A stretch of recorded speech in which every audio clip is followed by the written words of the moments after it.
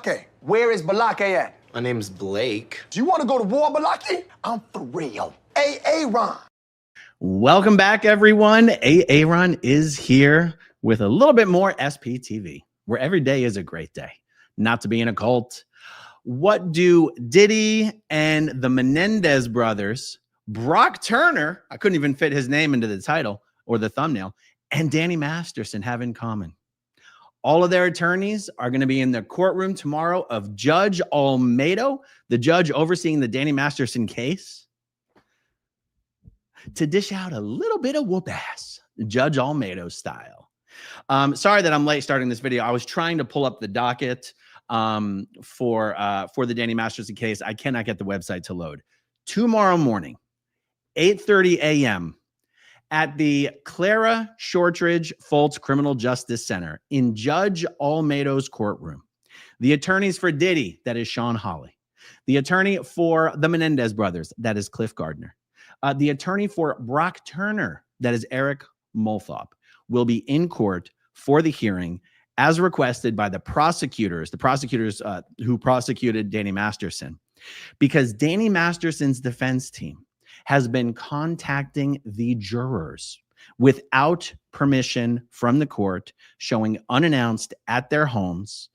Their investigator is doing this, not following the proper procedure. Part of the procedure would be, given the circumstances, to go through the judge and request contact to the jurors through the judge. But when you do make contact with the jurors, when you're one of these investigators who does like post-conviction juror interviews or investigations, you have to make it very clear right up front who you are, who you're representing, that the juror has absolutely no obligation whatsoever to speak with you. And by all evidence, the investigator for the defense team has been breaking these rules. Now, Diddy's attorney, Sean Hawley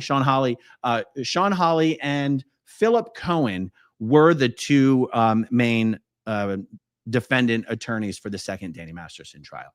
Diddy's attorney and former Danny Masterson attorney, Sean Hawley, she says, wasn't me. I didn't break any rules. Philip Cohen says, wasn't me. I didn't break any rules. I'm trying to remember between Eric Molthop and Cliff Gardner, I'm trying to remember which one of them took the fall and said that it was their investigator that was doing it. Now, guys, the reason this is so incredible, by the way, first of all, I want to make sure all the jurors are aware that this hearing is happening tomorrow, because I would not be surprised if some of the jurors have been, for a variety of reasons, perhaps nervous to directly inform the court about their own experience of having been contacted by this investigator. The emails that were attached to the motion, the filing from the prosecutors asking for sanctions against Danny Masterson's attorneys, the emails that were attached did make it seem that perhaps the jury foreperson had been acting as a relay between jurors who might have been a little nervous about their identities being revealed, since it seems like Masterson's attorneys knows who they all are somehow. It seems that perhaps some of the jurors may have been nervous to directly contact the court, or maybe they don't know what the proper procedure is or something. And I just wanted an opportunity to let the jurors know that tomorrow at the hearing, it's a public hearing. Jurors are more than welcome to show up, and that the prosecutors will obviously be there at the hearing, and that, you know, given the environment, that it's a courthouse, that it's a secure floor of the courthouse, that there are no, let's just say, I got my I got to cancel that app. Thank you very much. Okay, good. If there are any jurors who up until this point have been a little reluctant to come forward and speak to someone, tomorrow would be a safe opportunity to privately speak with the prosecutors if there's any information that you want to share with them for any reason that you haven't been comfortable with sharing. I just wanted to, that was one reason to do this video, was because I know some of the jurors have been paying attention, and I don't have a way to contact all the jurors, but I just wanted to put something out there into the world that you're more than welcome to show up tomorrow morning, bright and early. I think it's floor 9. Anyway, Judge Almeida's courtroom, Clara Shortridge Foltz Criminal Justice Center. Now, for anyone who doesn't already know exactly what I'm talking about, You know, I already did a whole video about it, and I'm actually going to link the last video that I did in the comment section down below. So this video doesn't have to be any longer than it absolutely needs to be. I wish that I could personally be there, but I can't. I was actually considering flying to Los Angeles just for the hearing. But, you know, the last time I was in LA for this thing, it was for the entire trial, and it was very predictable. And, you know, there was no question as to whether court was actually going to be in session the following day. It felt a little risky to fly all the way to LA just for a hearing bright and early in the morning when these things can every now and then get canceled at the last minute. And it's good. You know, I don't expect the hearing to last very long. If it lasts more than an hour, I'll be shocked. If I had to guess, I think the defense attorneys have all gotten together and they know who's going to say what. Sean Hawley is not interested in being dragged into this, but I do believe that the judge is not going to be as accepting as Sean Hawley might hope that she will be to Sean Hawley's explanations for how this has nothing to do with her. Because as I did say in the previous video, and I'll briefly touch on again here, when Sean Hawley first came onto this case after the first Danny Masterson trial and just before the, actually, I'm going to get my timeline, honey.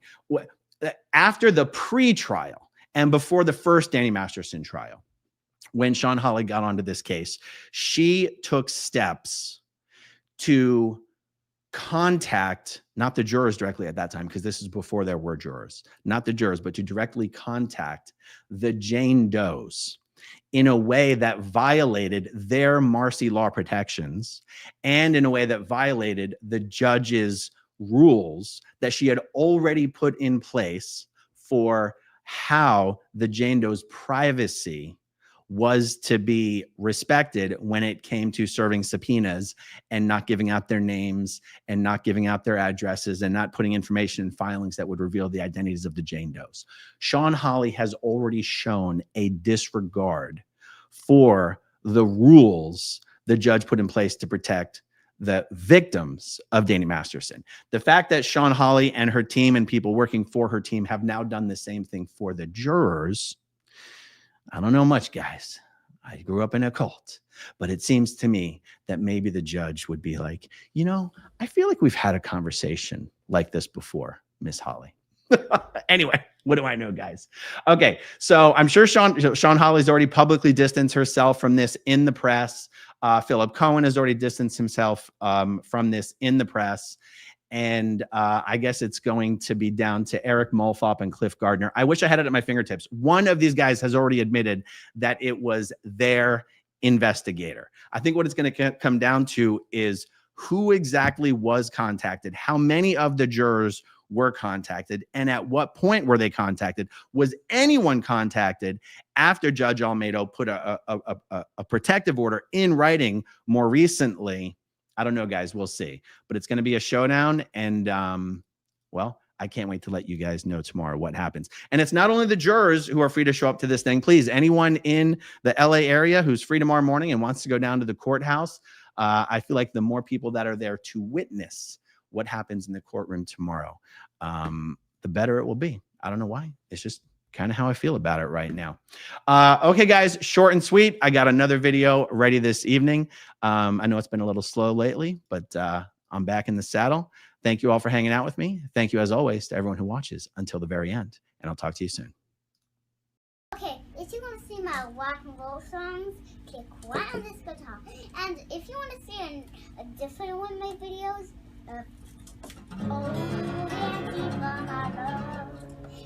then you could click right inside here. If you have subscribed or not,